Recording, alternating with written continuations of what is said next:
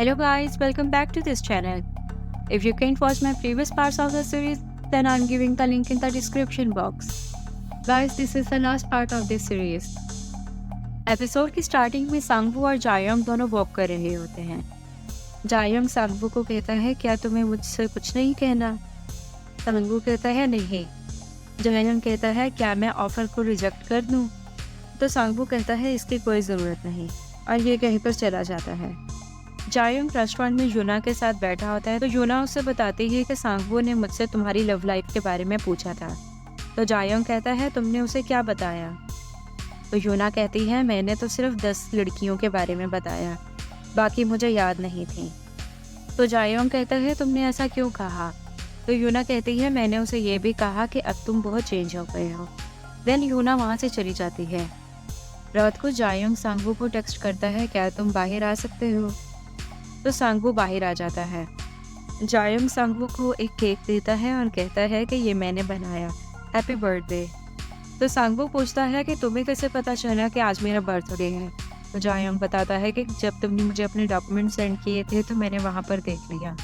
Then Sang-woo कहता है कि मैंने तुम्हारा प्रपोजल रिजेक्ट कर दिया, तुम फ्रांस जाओ और अपनी स्टडी को परसू करो, मुझे रोमांस वगैरह में कोई इंटरेस्ट नहीं है। और ये कहकर अपने रूम में आ जाता है।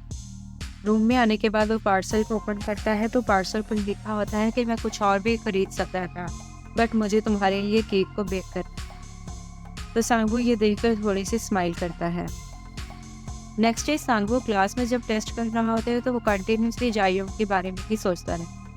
रिहाई सांगवू के पास आती है और इससे अपना लव कन्फेस कर लेती है। तो सांगवू कहता है, आई एम सॉरी।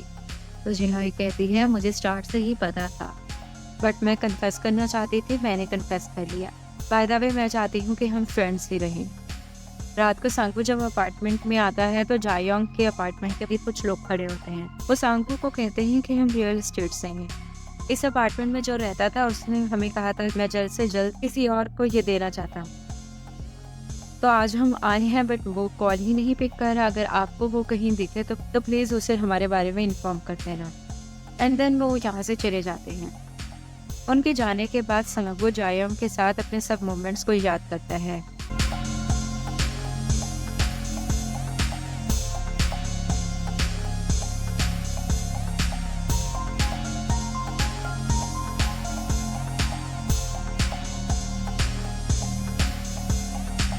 तो सांगवू फौरन से जायोंग के पास उसे ढूंढता हुआ आ जाता है और आकर उसे गुस्से में कहता है कि तुम फ़ोन क्यों नहीं पिक करते? तुम में कोई सेंस नहीं है टाइम की भी। मैंने तुम्हें इतनी कॉल्स की बट तुमने मेरी एक भी कॉल पिक नहीं की।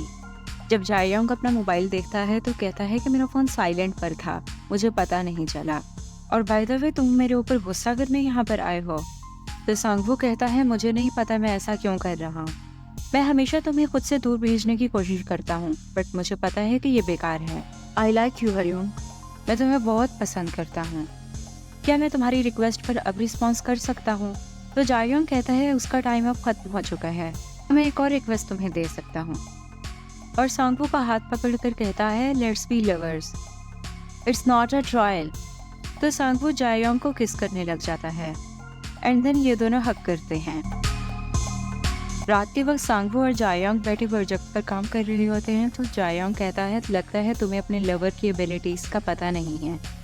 तो सांगवू स्माइल करने लग जाता है। तो जायोंग उसे किस करता है, अगर तुम चाहते हो कि तुम पकड़े ना जाओ तो जाकर रूम को लॉक कर आओ। तो सांगवू कहता है, यूना जैसे ही गई थी मैंने रूम को लॉक कर दिया था। तो जायोंग स्माइल करता है और कहता है, you are so smart. Next day Sangwoo PowerPoint पर अपनी प्रेजेंटेशन बना रहा होता है तो उसे सही नहीं बन रही होती।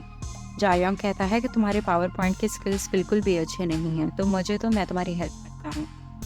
जब जायोंग प्रेजेंटेशन बनाने लग जाता है तो सांगवू कंटिन्यूसली उसे ही देखता रहता है।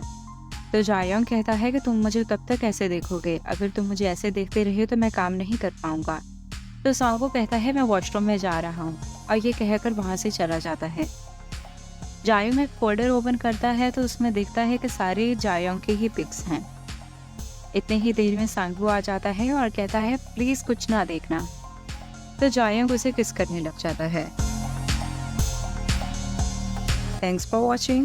If you like this video, Please subscribe, like and share my channel.